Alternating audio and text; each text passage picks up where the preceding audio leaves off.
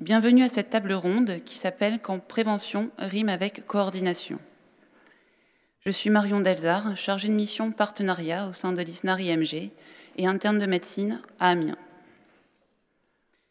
La prévention est aujourd'hui un volet clé de la prévention de la médecine générale. Elle fait l'objet de consultations à part entière et elle est en première ligne pour articuler la prise en charge la plus adaptée pour le patient. Devant un thème si vaste, il nous est apparu important de mettre en lumière les sujets débattus actuellement et qui seront au cœur de la prévention de demain. Cependant, la prévention n'est pas la seule affaire du médecin généraliste. Et l'optimisation des soins ne peut se faire qu'en réseau, notamment avec les autres spécialités et les instances locales comme nationales, pour une prise en charge adaptée pour le patient.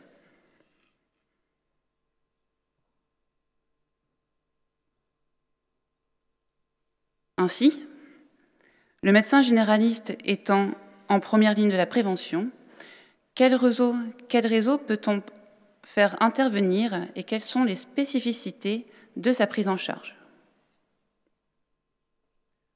Au cours de cette table ronde, nous allons aborder dans un premier temps le dépistage en réseau avec le médecin scolaire des troubles du déficit de l'attention et de l'hyperactivité, ou de l'hyperactivité. Nous allons ensuite traiter la question de l'extension de la couverture vaccinale anti-HPV en France. Enfin, nous parlerons du dépistage et de la prise en charge du burn-out chez le soignant.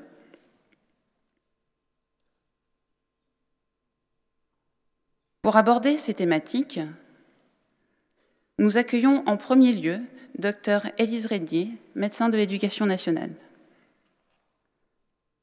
Puis, nous écouterons en deuxième temps Madame Julie Gaillot de Saint-Ignon, responsable du département prévention de l'INCa, Institut national du cancer. Pour enfin suivre l'exposé du professeur Éric Gallam, médecin généraliste, spécialiste du burn-out et des soignants, écrivain de l'ouvrage « L'erreur médicale, le burn-out et le soignant » et professeur associé en médecine générale à l'Université de Paris Diderot. Je ne déclare avoir aucun conflit d'intérêt ni lien d'intérêt dans cette table ronde. À la fin de leur présentation, nous essaierons d'aménager un temps d'échange afin de répondre à vos questions et d'éventuelles remarques. Donc, nous allons commencer par le dépistage des troubles de déficit de l'attention avec ou sans hyperactivité.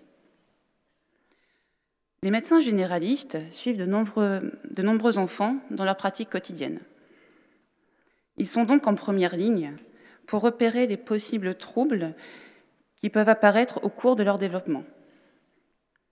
Plusieurs questions se posent alors. Quels sont les signes à rechercher en première intention? À qui les adresser? Et comment le médecin généraliste peut-il coordonner ses actions pour agir en réseau avec le médecin scolaire, l'entourage familial, pour pratiquer un dépistage optimal et une prise en charge rapide et adaptée? Pour répondre à ces questions et à ces interrogations, merci de laisser la parole au Dr Régnier, médecin de l'Éducation nationale.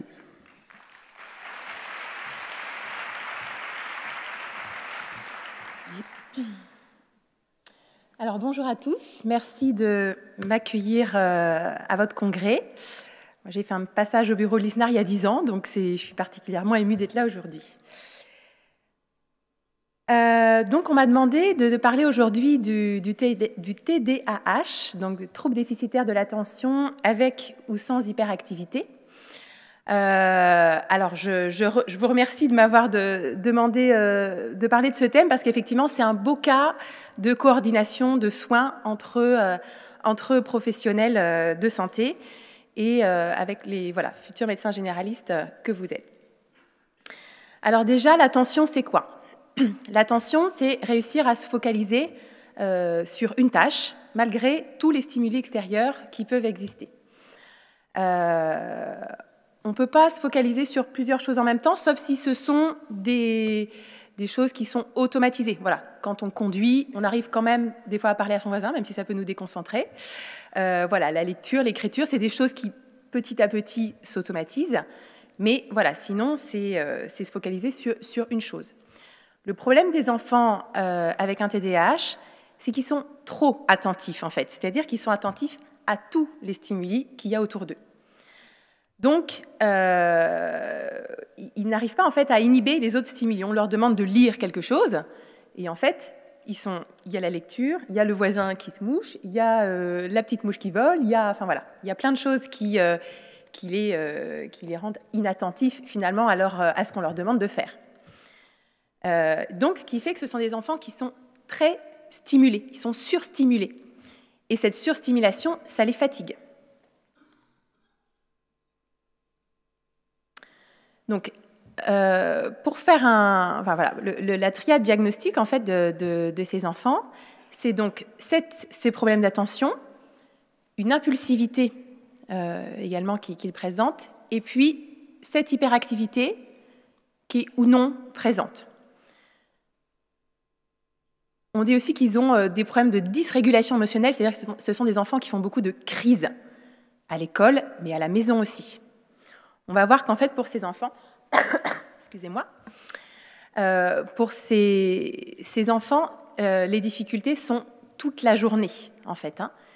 Et on va voir après, ce sont des enfants qui ont peu d'estime d'eux-mêmes, parce qu'en fait, ils sont toute la journée, on les reprend, tout le temps, tout le temps, tout le temps. Donc, il y a 3 formes cliniques. Il y a la forme mixte, où il y a les problèmes d'attention et l'hyperactivité. Il y a les troubles attentionnels purs, où là, en cabinet de médecine générale, c'est très difficile à dépister, tout seul, en tout cas. Et puis, il y a les enfants qui ont surtout l'impulsivité et l'hyperactivité. Ceux-là, vous pouvez avoir déjà un petit doute en cabinet. Donc le diagnostic est posé par un médecin. Il se fait entre 6 et 12 ans. C'est-à-dire qu'avant 6 ans, on ne peut pas poser un diagnostic. Des fois, on peut avoir des petits doutes qui émergent, mais ça peut se calmer ensuite. Et on pose le diagnostic avant l'âge de 12 ans. Parce qu'après, ça peut être autre chose chez l'adolescent. Il y a plusieurs diagnostics différentiels. Le principal qu'il faut vous retenir aujourd'hui, c'est qu'un enfant qui est agité est déprimé jusqu'à preuve du contraire. Voilà, c'est-à-dire que ce sont des enfants, on nous interpelle beaucoup en médecine scolaire pour des enfants qui ont des problèmes de comportement. Donc ça, les problèmes de comportement à l'école, c'est tout et rien, d'accord? Ça peut être des enfants hyperactifs, ça peut être des enfants maltraités, ça peut être des enfants déprimés, ça peut être beaucoup de choses. Ça peut être des enfants à haut potentiel qui s'ennuient, ça peut être beaucoup de choses. Voilà. Ça concerne à peu près le TDAH 3 à 5% de la population et il y a plus de garçons que de filles. Donc les troubles de l'attention, ce sont des enfants qui, voilà, on va dire facilement qu'ils sont dans la lune. Ils sont étourdis, ils oublient les affaires. Quand ils arrivent à l'école, ils n'ont pas les bons cahiers. Les parents sont tout le temps obligés de racheter des affaires parce qu'en fait, ils les perdent. Ils ne savent pas s'organiser. Ils peuvent aussi sursauter au moindre bruit. Ce que je vous disais, c'est que tous les stimulent.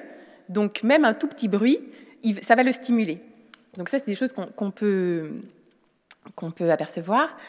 À l'école, donc ça c'est les parents qui vont peut-être pouvoir vous raconter suite à un entretien avec la maîtresse par exemple, qu'il a du mal à se mettre au travail. Voilà, ce sont des enfants à démarrer, c'est difficile démarrer quelque chose. Ils vont pas au bout d'une tâche. Ils ont besoin d'être stimulés pour continuer. Écrire et écouter en même temps, c'est très compliqué pour eux. Donc prendre des notes au collège, c'est compliqué. et puis rapidement, on dit, il va décrocher. Alors ça, pour vous, en cabinet de médecine générale, c'est quand même un petit peu compliqué à mettre en avant. Parce que, bon, assis à côté de ses parents dans le cabinet, ça ne va pas vous sauter aux yeux forcément. C'est pour ça que, je vais vous en reparler un petit peu plus à la fin, mais nous, en tant que médecins scolaires, alors je dis médecin scolaire, médecin de l'éducation nationale, mais c'est un petit peu long, donc je dis médecin scolaire. En tant que médecin scolaire, nous, on a le retour des enseignants, des professeurs, on a le retour des psychologues scolaires qui peuvent observer les enfants en classe. Alors nous aussi, on peut observer les enfants dans la classe. On ne le fait pas très souvent, mais dans certains cas, on peut le faire. Il faut un peu de temps, quoi. Donc voilà, mais on peut le faire dans certains cas, et c'est très, très intéressant. Nous, on va pouvoir relever tout ce qui se passe comme ça à l'école, parce que c'est surtout à l'école le problème. Même si ça peut causer aussi des problèmes à la maison, on est d'accord, hein, de perdre les affaires, de tout le temps racheter les crayons, les cahiers, les parents, ils en ont un petit peu marre au bout d'un moment. Alors l'impulsivité, ce sont des enfants qui vont, voilà, ils vont parler avant de, tourner sa langue plusieurs fois dans la bouche, ça ils savent pas faire. Donc dès qu'ils ont une idée, ils la disent, hop, ça sort. Ce qui fait que, ils vont couper la parole. Il y a une question qui commence, ils n'attendent pas la fin, ils répondent déjà parce que, voilà, ça peut être assez agaçant pour les enseignants, pour les parents aussi. Ils vont agir aussi, ils ne vont pas réfléchir forcément avant d'agir, et donc c'est des enfants qu'on peut dire bagarreurs des fois. Voilà. Ça veut dire que dans les cours d'école, c'est pas forcément simple. Voilà. Surtout que ce sont des enfants qui sont maladroits dans leurs relations sociales. Ils savent pas forcément faire. Donc ce sont des enfants qui vont, ils aiment bien un tel, en fait ils vont aller le titiller, le gna, ce qui fait qu'en fait ils peuvent se faire vite rabrouer. Et puis c'est compliqué, ils n'ont pas forcément beaucoup de copains. Ils sont donc assez impatients et ils peuvent être vite submergés par leurs émotions. Ce sont des enfants hyper émotifs. Alors que ce soit positif, alors là c'est pas très gênant, on est au courant qu'ils sont contents, d'accord ? Mais ça peut aussi être les émotions négatives, donc ils peuvent se mettre à exploser, à pleurer facilement. L'hyperactivité, ça, si vous êtes passé en cabinet, peut-être que vous avez déjà vu des enfants où on se dit lui, il n'est pas un peu hyperactif, là quand même, il retourne le cabinet. Voilà, parce qu'on a des enfants qui retournent le cabinet, d'accord ? Donc on a l'impression qu'ils ne tiennent pas en place, ils sont sur ressort, ils vont toucher à tout, donc tout ce qu'il y a sur votre bureau, ils vont toucher à tout, d'accord ? Ils peuvent beaucoup bouger, se tordre sur la chaise, c'est compliqué pour eux de rester assis, d'accord ? Et on a l'impression qu'ils ne se fatiguent jamais. Hein, et ça, c'est du moment où ils se réveillent jusqu'au moment où ils s'endorment, d'accord ? Par contre, ils peuvent, tomber d'un coup, parce que je vous dis, ils peuvent être fatigués à la fin de la journée. En classe, ils peuvent faire un peu le pitre, bavarder, voilà. Et ce sont des enfants, quand on demande aux parents, ils n'arrivent pas à se poser, même devant un dessin animé, quoi. Même devant un dessin animé, des fois, ils n'arrivent pas à se poser. Alors quand même, ça, c'est pas normal. C'est partout. Pas que en classe, quoi. Et c'est pas que à la maison non plus. Donc les fonctions exécutives aussi sont touchées. Alors les fonctions exécutives, vous savez, c'est un petit peu le chef d'orchestre quand on veut anticiper, planifier, organiser, mémoriser. Là, elles sont touchées aussi. Donc comme je vous disais, ce sont des enfants qui ont des problèmes d'organisation souvent. Ils vont beaucoup s'éparpiller, ils sont brouillons. Les moments de transition. Alors, je ne sais pas s'il y en a qui sont parents parmi vous, les moments de transition, vous savez, on passe allez, on va sortir de la maison, allez, on va faire ça. Et en classe, c'est pareil, maintenant c'est la récré, allez, on rentre de récré. Ça, c'est compliqué. La mémoire de travail, alors la mémoire de travail, c'est quoi ? C'est la capacité à avoir des choses en tête et puis à jongler avec. Hein, donc, à réfléchir voilà, avec plusieurs idées en même temps. Souvent, c'est un peu compliqué, cette mémoire de travail. Gérer le temps, c'est compliqué. Hein, donc, c'est des enfants, par exemple, les time timers, je ne sais pas si vous savez ce que c'est. Ça peut beaucoup aider au quotidien. Les time timers, c'est une sorte d'horloge, en fait, où on dit, dans un quart d'heure, on va faire ça. Donc, on met 15 minutes, et puis ça fait rouge, et ça descend doucement. Et ça, c'est des choses assez simples qui peuvent beaucoup les aider à se rendre compte du temps qui passe, parce qu'ils ont beaucoup de mal à se rendre compte du temps qui passe. C'est des choses que par exemple, les orthophonistes utilisent beaucoup. Voilà. Et puis comme je vous disais, c'est difficile de s'arrêter quand on fait quelque chose. Bouton on-off, compliqué. Il faut savoir que ce sont des enfants qui ont une autonomie à la maison qui est diminuée de 3 ans à peu près. C'est énorme, hein. On ne peut pas leur demander la même chose qu'à des enfants de leur âge. D'accord ? Par exemple, maintenant tu es grand, tu t'habilles tout seul et puis tu choisis tes vêtements tout seul. Ça va être beaucoup plus tard que les autres enfants. Comme je vous disais, ce sont des enfants qui sont hypersensibles, hyper émotifs et qui peuvent exploser, ça on l'a déjà dit. Et donc ils vont faire beaucoup de colère. D'accord ? Alors c'est pour ça aussi qu'on parle après 6 ans aussi, parce qu'on sait que faire des colères, c'est normal hein, chez les enfants. Chez tous les enfants font des colères, c'est plutôt bon signe d'ailleurs. Ils s'opposent aux parents. Mais bon, faire des grosses colères à 9 ans, c'est moins classique. Le rapport aux autres, on en a déjà parlé. Et comme je vous le disais, ce sont des enfants qui ont vraiment une mauvaise estime d'eux-mêmes, parce qu'en fait, toute la journée, on les reprend sans cesse. Arrête de faire ça, arrête de faire ça. Tu es trop comme ça, tu fais ci, tu fais ça. Mais arrête de bouger, mais arrête de... Et ce sont des enfants qui se sentent nuls, ils ne savent pas faire avec les autres, et ils ont vraiment une estime d'eux-mêmes qui est très touchée. Alors, soyons un petit peu positifs quand même. Ce sont des enfants qui sont aussi très créatifs, qui ont beaucoup d'imagination. Souvent, ils sont passionnés. Quand ils adorent quelque chose, ils y vont à fond. Ils sont spontanés. Ça, hein, du coup, c'est une qualité d'être spontané, enthousiaste. Ils ont de l'énergie. C'est une qualité aussi. Et puis, des fois, ils trouvent des problèmes, des solutions originales à des problèmes. Alors, je ne sais pas si vous avez déjà entendu parler du questionnaire de Conners, parce qu'on a dit l'hyperactivité, enfin le TDAH, pas forcément hyperactivité, c'est partout. Hein. Donc il y a des questionnaires qui existent en fait pour les parents, pour les enseignants. Il faut que j'accélère, c'est ça ? Oui ? D'accord, je vais accélérer. Avec des versions courtes ou des versions longues. Les versions longues, c'est 110 questions, c'est un peu beaucoup. Les versions courtes, c'est une quinzaine de questions, c'est plus simple. Donc, comme je vous disais, c'est vraiment une prise en charge pluriprofessionnelle. Donc, si besoin, on peut faire de la psychothérapie. Thérapie familiale, ça peut être très intéressant aussi. Guidance parentale, c'est très important parce que souvent, ce sont des enfants, on va les punir, les repunir, et puis ça ne marche pas. Hein. Donc, on va plutôt essayer de parler d'éducation positive, de choses comme ça. La neuropsychologue peut faire un bilan très détaillé, un bilan cognitif, donc c'est le test du QI, mais aussi avec des tests attentionnels pour poser le diagnostic. Et elle peut ensuite faire aussi de la remédiation cognitive. Le problème de la neuropsychologue, c'est que ce n'est pas remboursé par la sécurité sociale et c'est cher. Les bilans, c'est 200 à 400 euros. Le psychomotricien, la psychomotricienne peuvent aider l'enfant à canaliser son attention. Donc eux, on les trouve en libéral ou en CMP. L'avantage du CMP, donc centre médico-psychologique, ou CMPP, centre médico-psychopédagogique, c'est que c'est pris en charge, c'est gratuit. L'inconvénient, c'est qu'il y a des délais d'attente souvent qui sont longs, voire très longs. L'orthophoniste, alors il faut savoir que 30 à 50% des enfants atteints de TDAH ont des troubles des apprentissages associés, type par exemple dyslexie.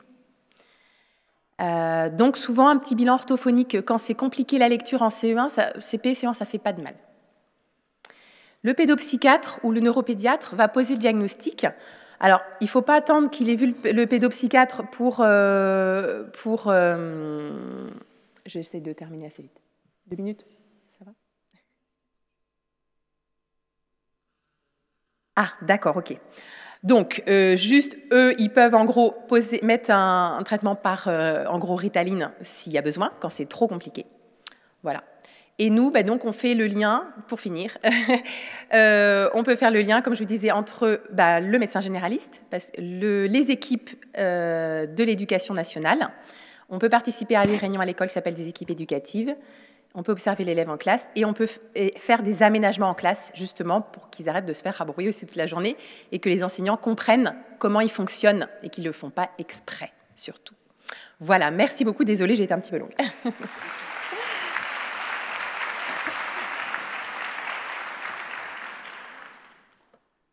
Merci beaucoup, Dr Régnier, pour votre intervention. Et désolée que le temps soit réduit.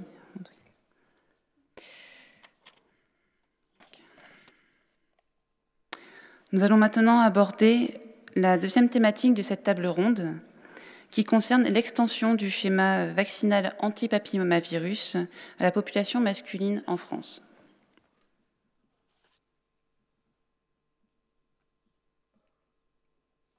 La vaccination contre le papillomavirus est actuellement non obligatoire et proposée aux jeunes femmes.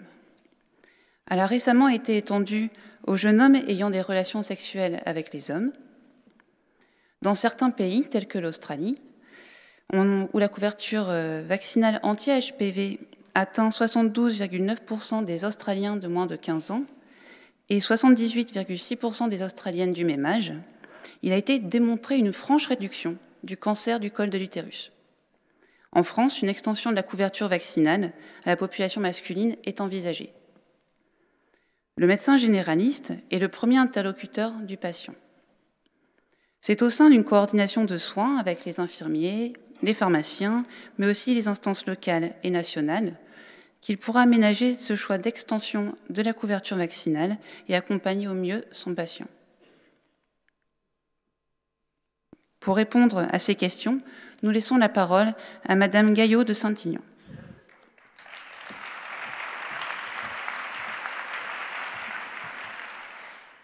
Merci beaucoup. Effectivement, je suis en charge de la prévention à l'Institut national du cancer.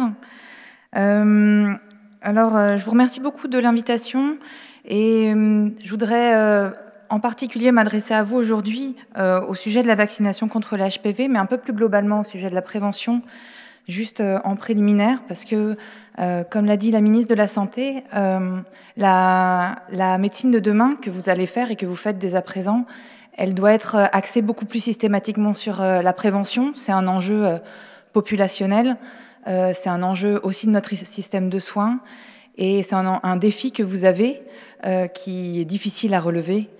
Et il y a en 2020, on sait qu'on aura à peu près, c'est-à-dire demain, 5 millions de patients atteints de pathologies chroniques. Et comme le dit le président de l'Institut national du cancer, le meilleur cancer, en fait, c'est celui qu'on n'a pas. Parmi les 3 prochains axes prioritaires du prochain programme ou stratégie plan cancer, on ne sait pas encore comment on l'appellera, qui doit être annoncé pour 2020, il y aura dans ces trois axes majeurs celui de la prévention. Pourquoi ? Parce que 40% des cancers sont évitables par des politiques et des actions de prévention qui ciblent principalement la consommation de tabac, l'alcool, la prévention de la surcharge et de l'obésité, mais aussi en articulation avec d'autres actions, comme par exemple la vaccination contre le papillomavirus qui va faire l'objet de ma présentation. Donc voilà, 40% des cancers, c'est 144 000 cancers par an. Voilà, c'est un propos préliminaire qui me semblait important et que je souhaitais vous délivrer parce que c'est un enjeu pour vous. Alors, pour la vaccination contre les papillomavirus, donc on m'a demandé de présenter les enjeux et notamment l'ouverture et la discussion sur l'extension aux garçons. En premier lieu, je vais revenir sur l'enjeu de santé publique actuel de cette vaccination. Donc c'est une vaccination contre les infections par papillomavirus qui cible la prévention du cancer du col de l'utérus. 100% des cancers du col de l'utérus sont associés, ont pour origine une ou plusieurs infections persistantes aux HPV, aux papillomavirus oncogènes. Il y en a de différentes sortes. Donc le cancer du col de l'utérus en France, c'est 3000 cas qui surviennent chaque année, c'est 1100 femmes qui décèdent chaque année de ce cancer et c'est 35 000 lésions précancéreuses qui sont diagnostiquées chaque année et qui peuvent faire l'objet de traitements et avec une probabilité possible de complications obstétricales plus tard pour la femme. Donc c'est un cancer qui touche plutôt la femme jeune, puisqu'il y a une médiane de survenue de 53 ans, ce qui est plutôt tôt par rapport aux autres localisations de cancer. Donc on dispose, pour faire face à ce constat, de deux moyens de prévention complémentaires. L'un, c'est celui dont on va parler, plus précisément, c'est la vaccination contre les infections à papillomavirus. Donc c'est, je ne sais pas comment on pointe. Non, c'est pas comme ça. Le pointeur, je ne sais pas où est-ce qu'il est. Bon, c'est sur le schéma à droite. Donc il y a représenté le vaccin non-avalant. Donc c'est une vaccination. Donc c'est deux approches qui sont complémentaires et séquentielles. La première, c'est la vaccination qui cible les jeunes filles à partir de 11 ans. Et la deuxième, c'est le dépistage des lésions précancéreuses et des cancers qui intervient chez la femme à partir de 25 ans. Donc, une fois qu'on a fait ce rappel, il faut regarder le chiffre de la couverture vaccinale actuelle en France, qui est de 21%. Donc, c'est une situation qui n'est absolument pas satisfaisante, surtout lorsqu'on la compare à d'autres pays, comme les États-Unis, qui ont une couverture proche de 50%, mais encore plus à d'autres pays comme l'Australie, la Suède, le Royaume-Uni ou le Portugal, qui ont une couverture qui approche ou qui dépasse les 80%. C'est d'autant moins satisfaisant que c'est un cancer, le cancer du col de l'utérus, qui touche des femmes plutôt en plus grande fréquence chez des femmes des couches plus défavorisées, et que la couverture vaccinale touche, elle aussi, au contraire, elle touche des femmes qui vont avoir des jeunes filles qui sont des couches plus favorisées. Donc en fait, on aggrave par cette vaccination les inégalités sociales tant qu'on n'arrive pas à avoir une couverture suffisante pour protéger l'ensemble des jeunes filles. Le médecin généraliste n'est pas le seul prescripteur de cette vaccination, puisqu'il y a aussi les sages-femmes depuis quelques années, mais c'est celui qui vaccine dans 90% des cas le public cible. Donc, avant de penser à l'ouverture vaccinale aux garçons, il va falloir déjà, c'est un préalable, rétablir la confiance sur cette vaccination. Donc, rétablir la confiance, ça s'inscrit dans un contexte qui est marqué par une acceptabilité de la vaccination. Donc, on sait qu'en France, on est dans un contexte particulier où il y a une remise en cause fréquente de la vaccination. Mais tout de même, il faut regarder les chiffres. Il y a une majorité des Français qui est favorable à la vaccination, qui ne la remet pas en cause dans 75% des cas. C'est ce que nous dit le baromètre santé 2016 de Santé publique France. Par contre, il y a effectivement un pool de personnes qui ont une défiance vis-à-vis des vaccinations, notamment des vaccinations, celles qui ne concernent pas forcément le jeune enfant, mais trois vaccinations en particulier, avec le top 1, c'est la vaccination de la grippe saisonnière, avec 15% de la population qui a une défiance vis-à-vis de cette vaccination. En deuxième, on retrouve la vaccination contre l'hépatite B, et la vaccination contre les papillomavirus humains sont en troisième position, avec 6% des opinions défavorables des Français vis-à-vis de cette vaccination. Lorsqu'on regarde ce qui se passe dans la consultation, en fait, les médecins généralistes nous disent en 2014 que seulement 1 sur 3 propose rarement cette vaccination. Et lorsqu'on interroge la population française sur les informations qui motivent en fait le fait de se faire vacciner, il y en a 80% qui disent qu'ils s'informent auprès de leur médecin pour la vaccination en priorité auprès de leurs médecins. Donc l'information véhiculée par les médecins, et en particulier les médecins généralistes, sont une information qui est jugée à la fois une première source d'information, mais aussi une source fiable. Donc vous êtes les ambassadeurs de la prévention et de la vaccination, je sais que vous le savez, et je sais qu'il faut que vous soyez convaincus, et il faut qu'on vous fournisse aussi les données pour l'être. Donc, les données qui concernent la sécurité du vaccin. Donc, il y a une controverse, puisque la couverture vaccinale en France, depuis 2007, date de début de la vaccination, n'a jamais vraiment décollé et n'a jamais dépassé les 30%. Elle fluctue en fonction des polémiques vaccinales. Donc, il y a une polémique entre 2010 et 2013 qui a vraiment affecté et remis en cause la sécurité de ce vaccin, avec qui sous-entendait l'association de la vaccination avec le développement de maladies auto-immunes. Et donc, en plus dispositifs de surveillance, que ce soit français, européens ou internationaux, du suivi des cohortes des filles vaccinées dans les essais cliniques, et donc des publications régulières qui font état finalement d'indicateurs au vert par rapport aux effets secondaires. L'assurance maladie et l'Agence nationale de sécurité du médicament en 2015 ont publié une étude supplémentaire française, dans ce contexte français, sur 2,2 millions de jeunes filles, en comparant celles qui ont été vaccinées par rapport à celles qui n'ont pas été vaccinées et en regardant la survenue des maladies auto-immunes. Donc cette étude a conclu au fait qu'il n'y avait pas de surreprésentation chez les jeunes filles vaccinées de maladies auto-immunes et avait cependant mis en évidence une association de l'augmentation du risque de syndrome de Guillain-Barré avec 1 à 2 cas pour 100 000 jeunes filles vaccinées. Cependant, ce risque, cette association, qui n'était pas forcément causale, en tout cas n'a pas été retrouvée dans la littérature internationale qui regardait les effets secondaires de cette vaccination. Donc aujourd'hui, on a un recul de 10 ans avec 6 millions de doses qui ont été délivrées en France et 200 millions dans le monde.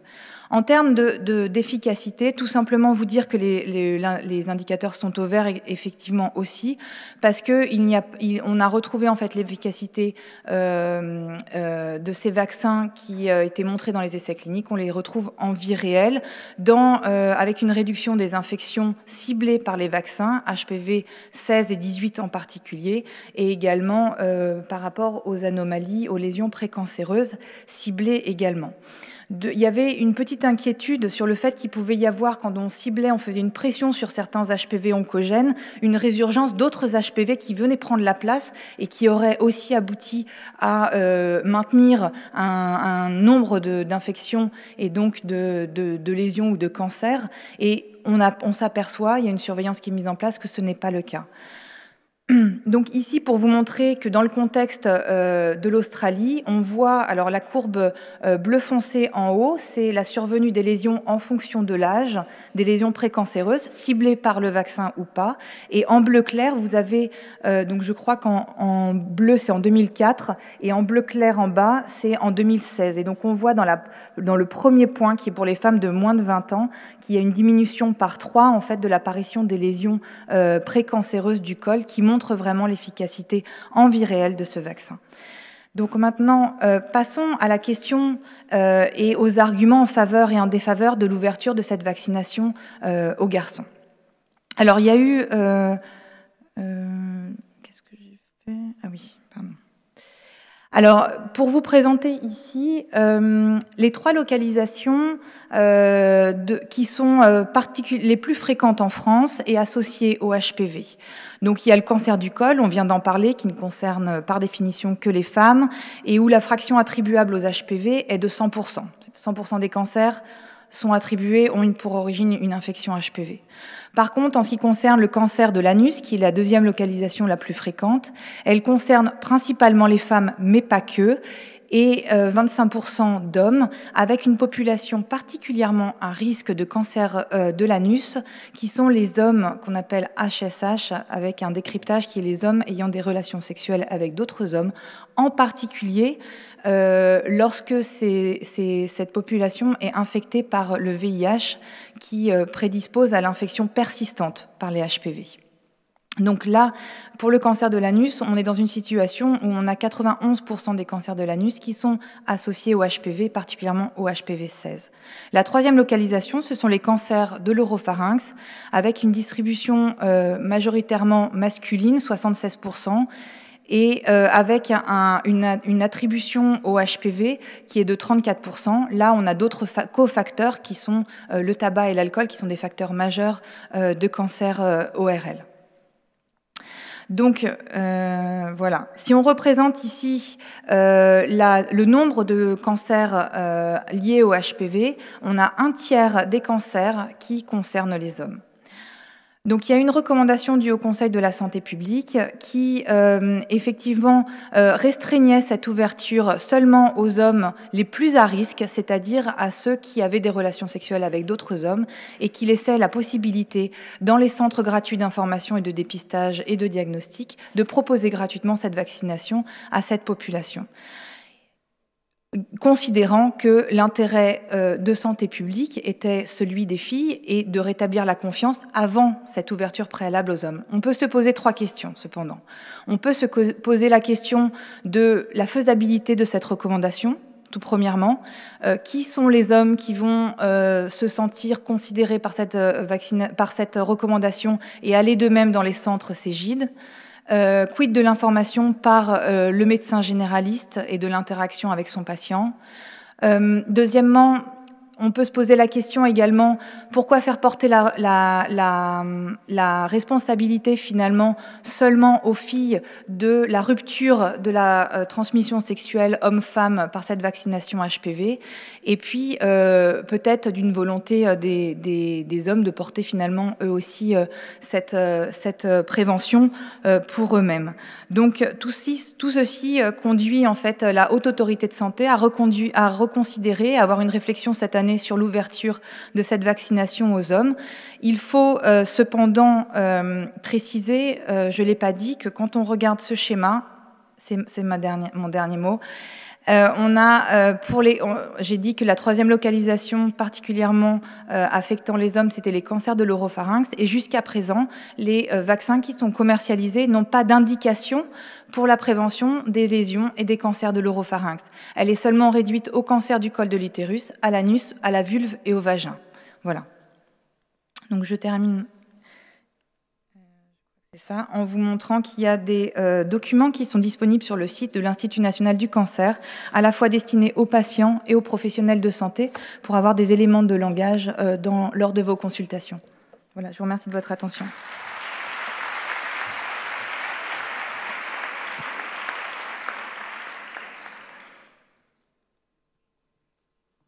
Merci beaucoup pour votre intervention, malheureusement écourtée. Donc, nous allons pouvoir continuer la table ronde en abordant le sujet de la qualité de vie au travail des soignants et comment une prise en charge en réseau peut prévenir des épisodes de dépression et de burn-out. En tant que soignants, nous sommes régulièrement confrontés à la prise en charge de situations de détresse ou de burn-out chez nos patients. Cependant, savons-nous repérer nos propres limites? En effet, la qualité de la prise en charge de nos patients dépend intimement du bien-être moral et de l'état psychologique du soignant. Ainsi, parmi nos collègues avec qui nous travaillons régulièrement, dans le cadre des soins, nous rencontrerons, un jour ou l'autre, des situations de souffrance professionnelle, d'épuisement qui peuvent amener au burn-out. Comment repérer ces situations? En pratique, quelles mesures sont à mettre en place et à quel réseau pouvons-nous faire appel pour assurer une prise en charge adaptée afin que nous restons des soignants en bonne santé? Pour essayer de trouver ces réponses à nos questions, merci d'écouter professeur Galam.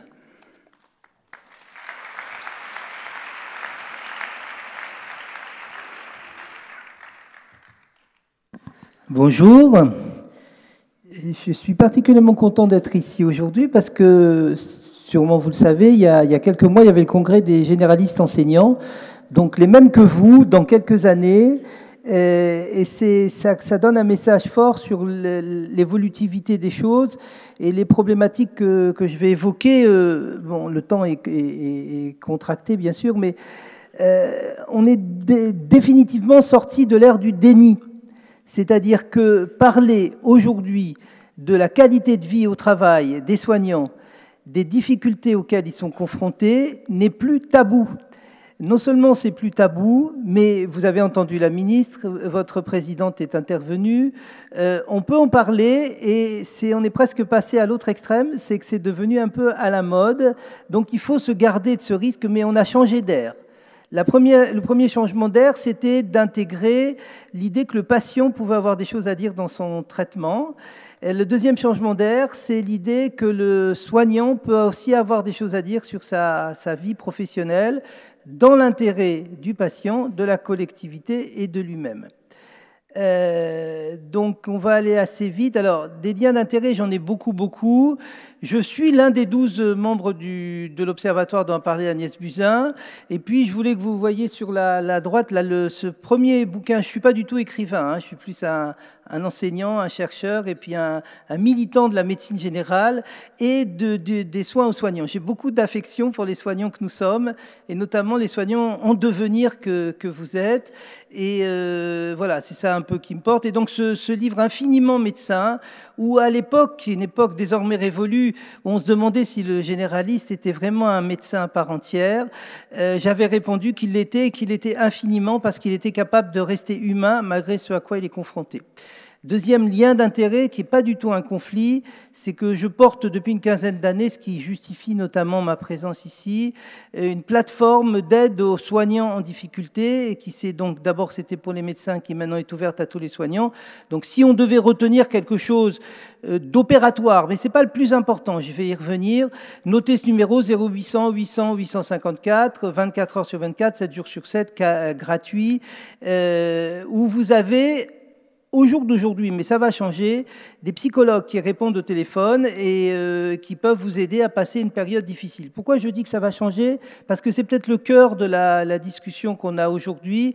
C'est quelle est la part de la prise en charge des quelques-uns d'entre nous. Et je remercie la présentatrice d'avoir dit que nous avons, ou nous aurons tous, d'une part des blessures professionnelles, des cicatrices que nous traînerons, dont nous ne parlerons pas aux collègues, et deuxièmement, nous avons et nous aurons tous des gens que nous avons rencontrés dans notre exercice et qui allaient pas bien, et parfois de manière dramatique.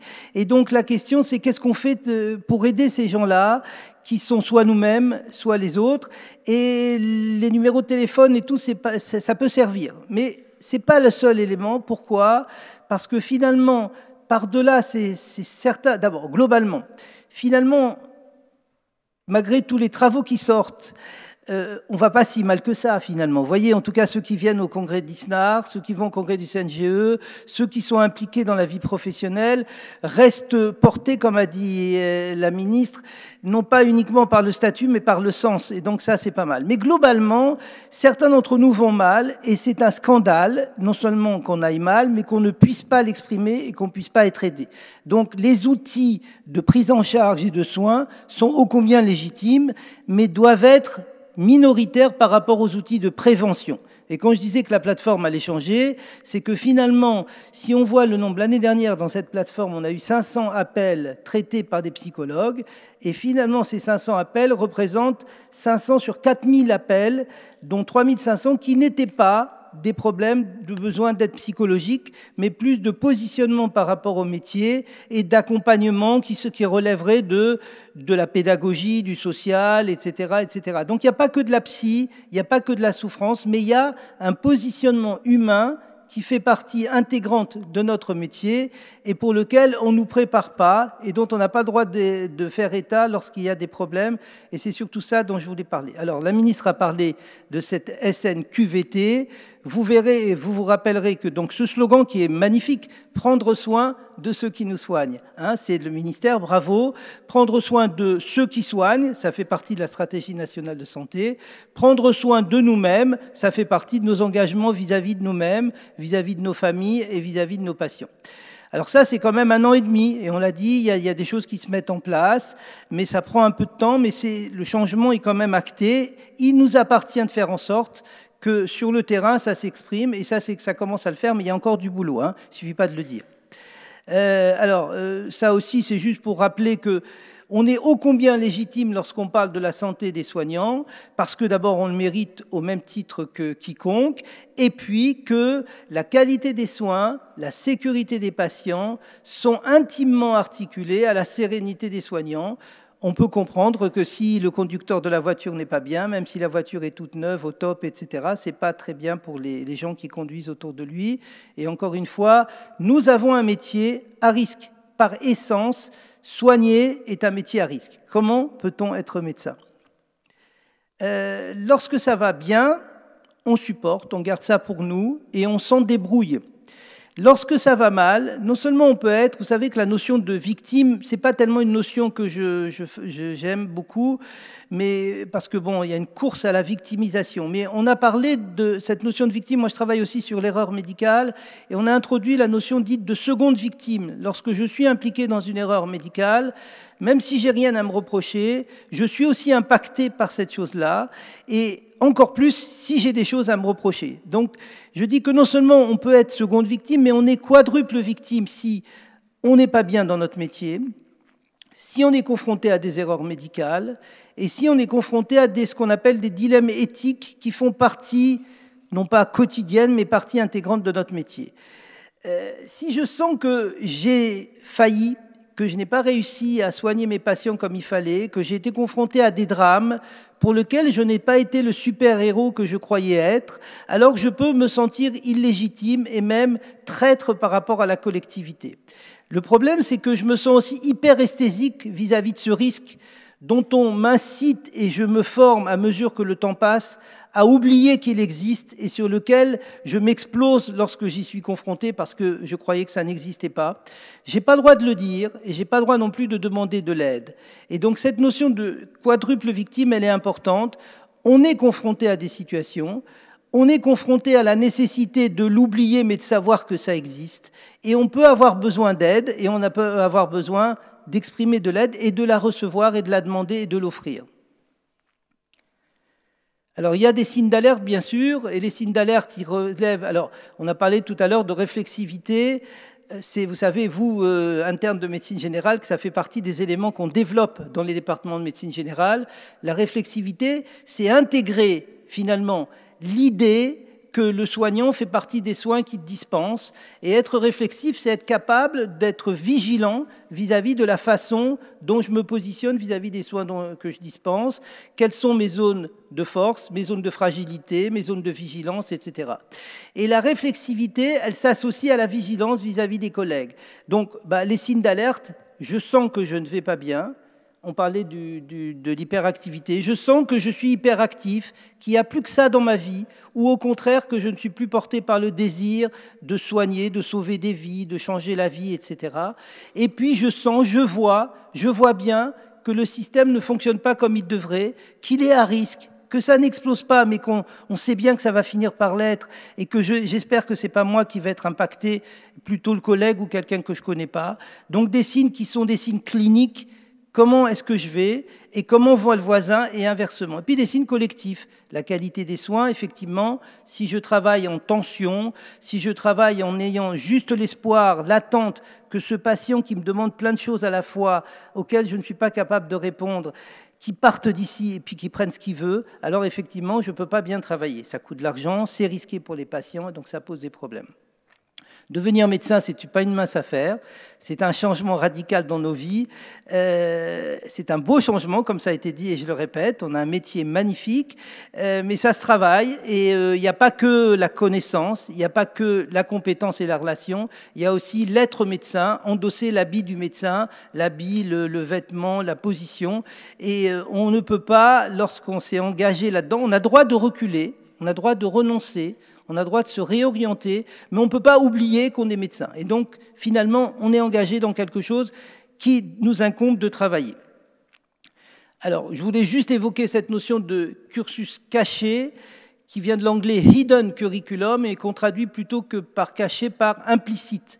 C'est-à-dire, devenir médecin, c'est aussi apprendre à savoir c'est quoi un bon médecin, à savoir comment un médecin se positionne dans telle ou telle situation, et c'est aussi apprendre de manière très forte, mais difficile parce que implicite et non échangée avec les collègues, qu'est-ce qu'on fait quand ça ne va pas.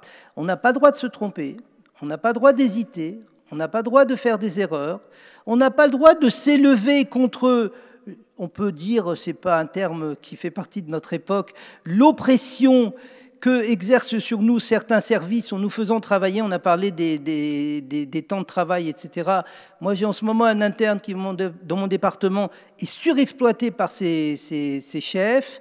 Et finalement, lorsqu'on lui dit « non, tu ne vas pas aller, tu vas défendre tes droits », il a peur, il est culpabilisé, il a peur qu'on ne lui valide pas son stage, et finalement, sa revendication légitime à ce qu'il ne soit pas maltraité est mise en cause parce que ça ne se fait pas, et puis il faut assurer la permanence des soins, etc. Donc on a le droit, à mon avis, non seulement de refuser, et de poser les niveaux de responsabilité là où ils sont, c'est-à-dire pas moi, jeune interne, mais le responsable du service, le système, les politiques, etc. Voilà, tout ça, c'est des notions qui sont très fortes, dont on ne parle pas, mais dont on peut parler si on s'autorise à le faire dans un contexte bienveillant. Et le propos par rapport à ce Hidden Curriculum, c'est pas tellement de l'éclairer de manière violente, mais c'est de mettre une lumière douce, tranquille, pour pouvoir en parler ensemble, et je pense qu'on pourra travailler. Je vois ma collègue qui se rapproche, donc je vais terminer. Et c'est valable aussi pour les vieux médecins. Et quand je parlais des vieux et des jeunes, le fait de vous voir là, ici, aujourd'hui, ça nous aide, nous les vieux, à se dire que vos demandes légitimes d'être heureux dans votre métier, de trouver des pistes, de pouvoir l'exprimer, etc., elles peuvent aussi nous aider pour nous-mêmes. Alors, là aussi, ça va aller très vite. Sur la notion de prévention et de prise en charge, je pense qu'il faut favoriser très fort la prévention, c'est-à-dire pouvoir avoir des enseignements là-dessus, pouvoir parler entre nous des difficultés qui sont les nôtres, et pas en parler en termes de psychologie, mais en termes de profession. Ça fait partie de notre métier d'assumer ces difficultés, et bien sûr de prendre en charge ceux qui vont mal. Je termine.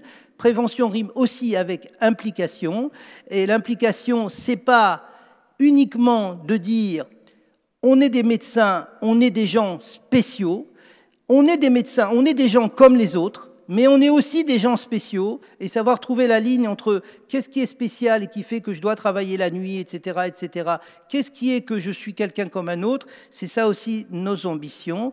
Si je ne suis pas pour moi, qui le sera? Et donc j'espère que vous serez pour vous, et je sais que vous l'êtes. Ça fait partie du serment d'Hippocrate qui dit que j'apporterai de l'aide à mes confrères dans l'adversité. Sachez que dans le serment d'Hippocrate, vous le savez ou pas, se termine par une phrase extrêmement violente, que je sois respecté par mes confrères et que je sois méprisé et déshonoré si j'y manque.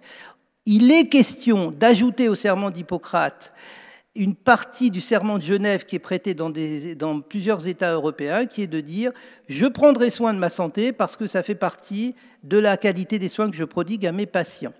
Demander de l'aide, c'est fort, en offrir, c'est bien, et je vous remercie de votre attention.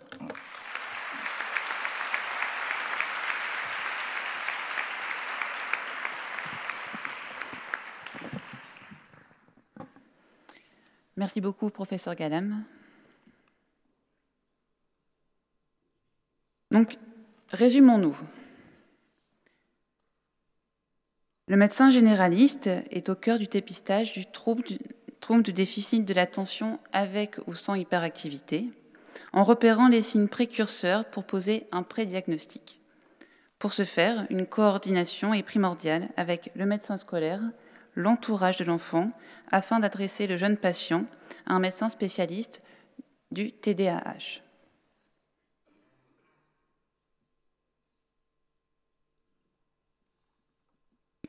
Bon, pour faute de temps, non, excusez-moi, voilà, petite erreur dans la télécommande.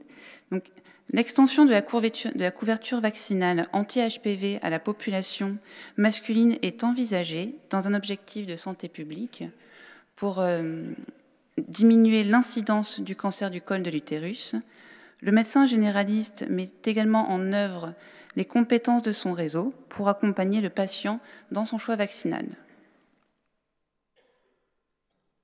La prise en charge du burn-out des soignants sur le dépistage des signes précurseurs et le déploiement d'un réseau autour du soignant affecté pour une prise en charge multidisciplinaire et personnalisée.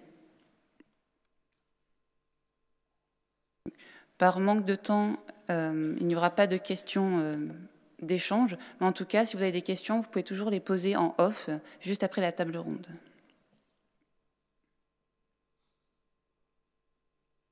Donc, il y aura une bibliographie disponible sur le stand de l'ISNAR IMG. Et en tout cas, chers collègues, chers congressistes, je tiens à tous vous remercier personnellement pour votre participation à cette table ronde. Je remercie également mes collègues Elisabeth Vincent et Alistair Crucifix, qui sont respectivement chargés de mission publication et chargés de mission partenariat au sein de l'ISNAR-IMG, pour l'organisation et l'écriture de cette table ronde. Et enfin, un très grand merci aux intervenants pour votre présence, votre implication et votre participation aujourd'hui à Tours avec nous pour le 20e congrès de l'ISNAR-IMG.